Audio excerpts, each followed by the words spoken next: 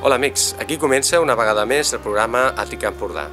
Al programa d'avui us volem parlar sobre literatura, música i memòria. I ho farem de la mà dels tres nostres convidats. Per parlar de literatura us presentarem en Sebastià Roig, un escriptor figuerenc que ha fet un extraordinari estudi sobre la literatura fantàstica i concretament en la ciència-ficció a Catalunya. La nostra recomanació estarà dedicada a la memòria. De la mà d'en Jordi Font, director del MUME, visitarem el Museu Memorial de l'Exili a la Jonquera. I acabarem el programa amb la Rosó Sala, que ens presentarà el seu darrer disc, Mar endins.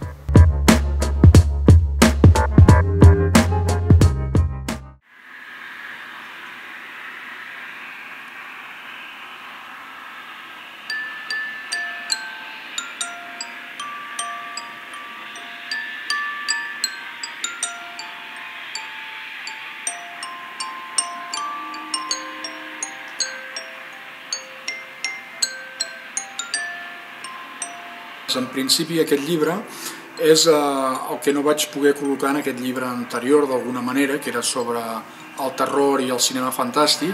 El que va passar és que jo vaig descobrir la premsa en llengua catalana dels anys 20 i dels anys 30. És una premsa que en grans trets no és massa coneguda, però el nivell era excel·lent. Tots aquests escriptors estaven fent una gran feina, eren escriptors populars, tenien segurament molt més públic en el moment que el que podia tenir el Josep Carner o el que podia tenir el Carles Riba, i llavors l'únic que demanàvem era això, que els paràmetres amb què s'examina la seva obra, doncs era una obra de masses, però el gran públic no fos la mateixa. Què passa? Doncs que l'acadèmia literària, diguéssim, no està per aquestes històries i el que agrada són els noms de sempre, els noms del cànon, i tota aquesta gent que havia fet una feina interessant quedava una mica arraconada. I llavors jo el que volia era reivindicar aquests noms que segurament molta gent que ensenya a la Universitat de Girona Literatura segurament no havia sentit a parlar mai. En principi, acabar el 39 és inevitable perquè quan ve el franquisme arrasa amb tot el que és la cultura en llengua catalana i llavors desapareixen diaris, desapareixen revistes, desapareixen publicacions, la possibilitat de tenir representacions teatrals, tot queda ja ocult. Per exemple, el que estava molt bé era el nivell dels crítics de cinema de l'època. Per exemple, un personatge com el Sebastià Gas, que era crític d'art, que s'interessava pel circ, també s'interessava pel cinema i estava a favor, igual que ho podia fer per la pintura cubista i així. I llavors m'interessava una mica barrejar tots aquests mons, veure què es feia en el camp de la historieta, què es feia en el camp de la novel·la infantil, què es feia en el camp del teatre, de la poesia, una mica en el camp del cinema, i com aquestes influències tenien a veure amb la ciència-ficció que es llegia i que es produïa aquí entre el 1900 i el 1939.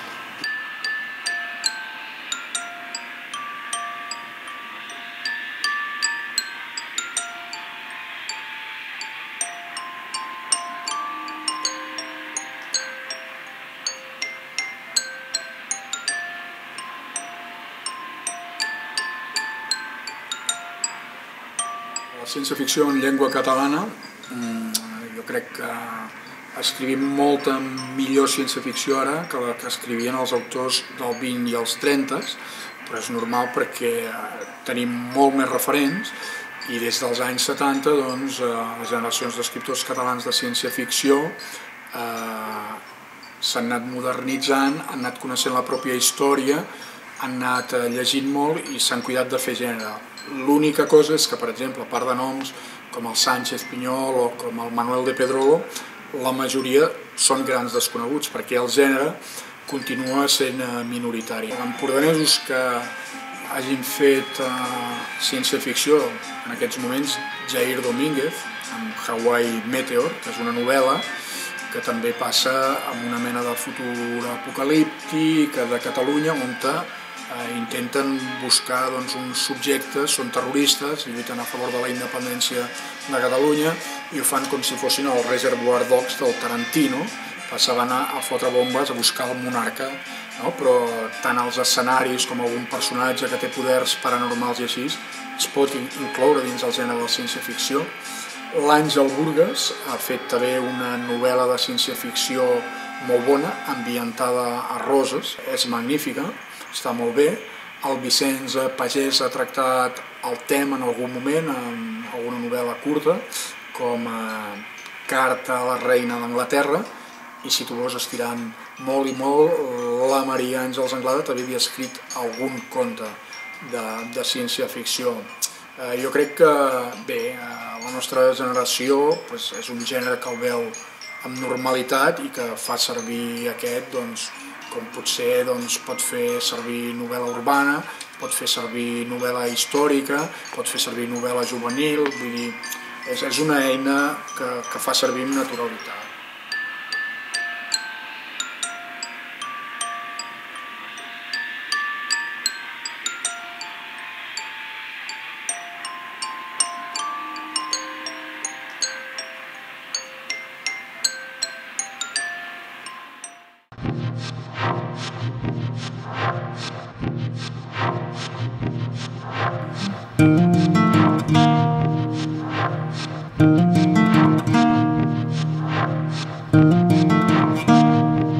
El Museu Memorial de l'Exili, el MUME, és un museu dedicat a l'exili republicà fonamentalment, però no només és això, sinó que també és un museu en el qual també es vol tractar el fenomen de l'exili d'una manera general. A banda de tenir aquesta exposició permanent, que és una exposició permanent que el que fem és sobretot també promocionar-la de cara sobretot a donar-la a conèixer i fer activitats amb escoles i instituts, sobretot perquè el museu té una voluntat també molt pedagògica, clarament educativa. Alhora també el que fem és que el museu sigui viu, que sigui dinàmic, i el que fem és tenir una programació d'activitats temporals que solen reforçar aspectes concrets de l'exili republicà, moltes vegades, o aspectes relacionats amb la guerra civil, el franquisme, etc. I alhora també hi ha com una altra línia que té en compte també altres realitats d'exili, altres realitats de conflictes. Per exemple, hem fet exposicions sobre els desapareguts a l'Argentina, sobre la guerra de Bòsnia, sobre el conflicte Israel-Palestí. I llavors també un altre vessant que considerem interessant és no només fer exposicions de tipus històric, temàtic o documental, sinó també incorporar el vessant aquest més artístic. A vegades també en relació directa amb l'exili republicà.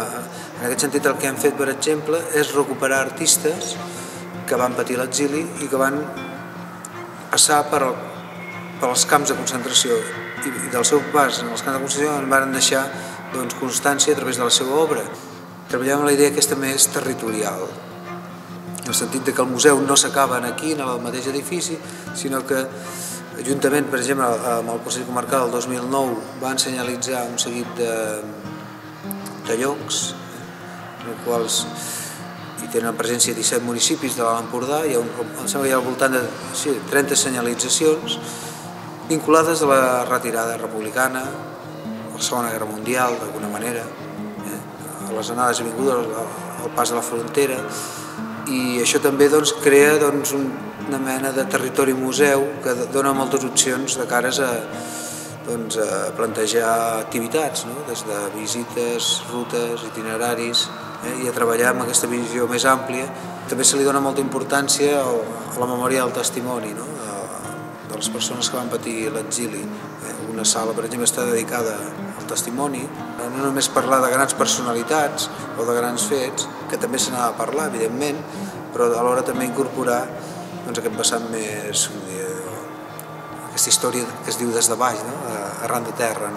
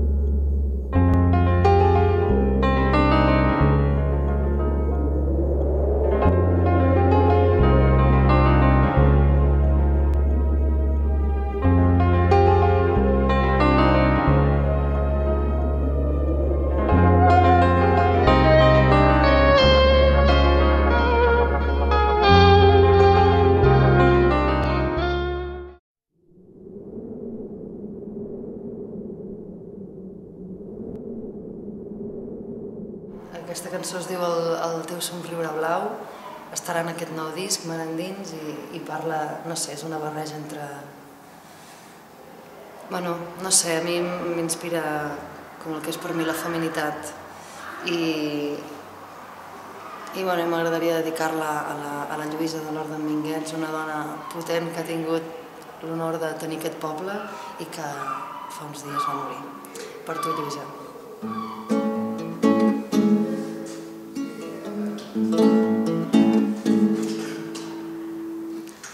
El teu somriure blau recull una vella baia on al fons hi sobresurt un turó guarnit d'estepes. Bueno, va començar tot aquí al cantó, en aquest barri, a la Casa de l'Àngels, que és un cantant de roses, i jo sempre tenia com el rin-rin aquest, de que jo volia cantar, però no sé per quina cosa psicològica mai em vaig donar l'oportunitat de fer-ho. I va arribar un dia, suposo que això va arribar a tal punt que ja va esclatar i vaig decidir començar a rebre classes i a educar una mica la veu, a deixar-la sortir. I des d'aquest moment tot ha sigut com un pas darrere l'altre i un camí ja com molt fluid. Lo impressionant va ser també començar a veure que jo també podia dir coses amb el meu propi llenguatge, començar com a pintar una mica tot el que passa a l'inconscient, no? Que no sé, jo no canto històries, sinó que és com imatges, no? Connexions, coses que ni jo mateix entenc moltes vegades, però que penso que cadascú té dintre seu aquest imaginari recargolat. En realitat tot és un cúmul de casualitats que jo a vegades m'espanto de dir fins a quin punt el que he fet depèn de mi o no, o què, perquè són unes casualitats d'haver conegut a un baterista a Barcelona, que va estar aquí, va tocar amb mi en la presentació del primer disc, aquí al teatre, i ell tenia uns coneguts a Itàlia que estaven muntant una associació amb la idea de promocionar, d'importar i exportar la cultura en aquella part d'Itàlia que és el Tacó de la Bota, allà amb seu a Bari. I aquest noi els va passar el disco, mira, que tinc una amiga que fa això, i els hi va encantar i t'organitzem una gira de 15 dies i ja està, en aquesta gira hi havia un pianista que em va venir a veure, que veient-me sol allà amb la guitarra va dir, però tu no tens banda? I vaig dir, no. Doncs jo, si vols, te monto un assaig així amb 4 músics, i resultava que era un pianista molt bo, amb un trio molt potent que estan girant ara bastant per tot arreu, i hòstia, he tingut la sort que ell m'arregli els meus temes amb el seu trio, llavors ara és Rosó Sala i Quico Fornarelli trio. Terra endins i reposen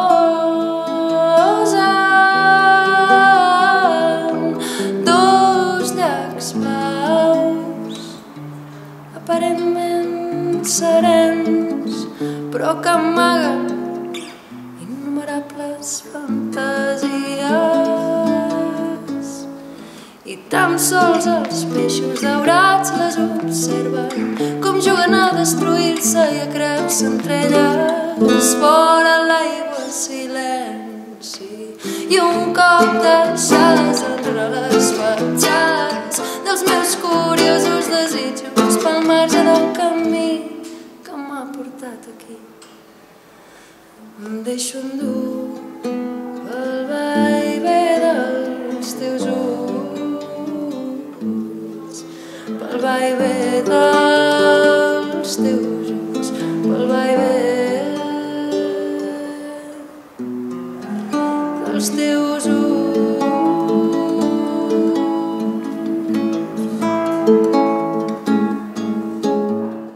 El primer disc me'l vaig autoproduir, però aquest segon, gràcies a la Júlia Valle, que és una contrabaixista excel·lent, compositora, va escoltar aquest projecte amb en Quico, li va agradar, llavors em va com obrir la porta al segell que la publica amb ella, que és Fresh Sound, i un segell molt potent de jazz d'aquí.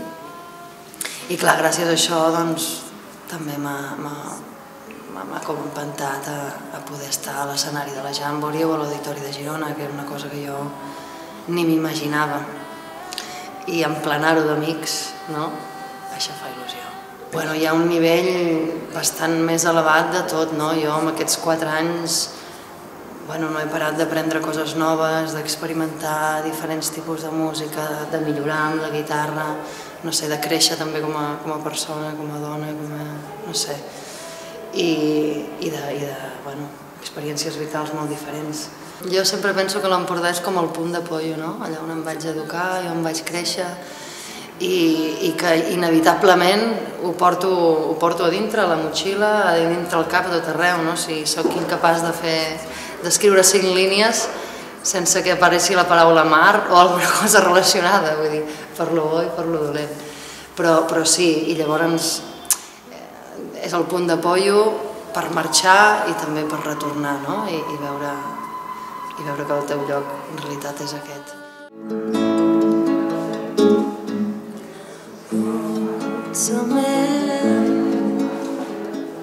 Sento el dolor sentir-me viva i no em vull curar tan sols la mort fa cicatritzar les ferides i ara es tracta d'aprendre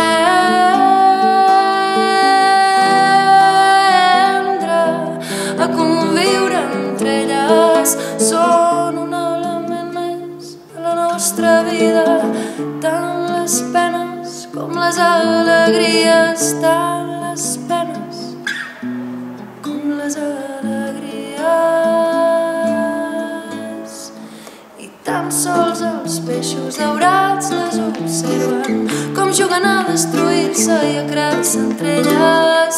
Fora l'aigua silenci i un cop deixades enrere les petjades dels meus curiosos desitjos pel marge del camí que m'ha portat aquí.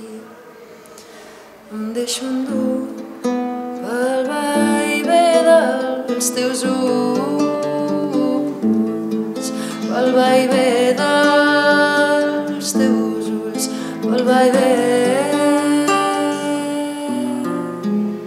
dels teus ulls.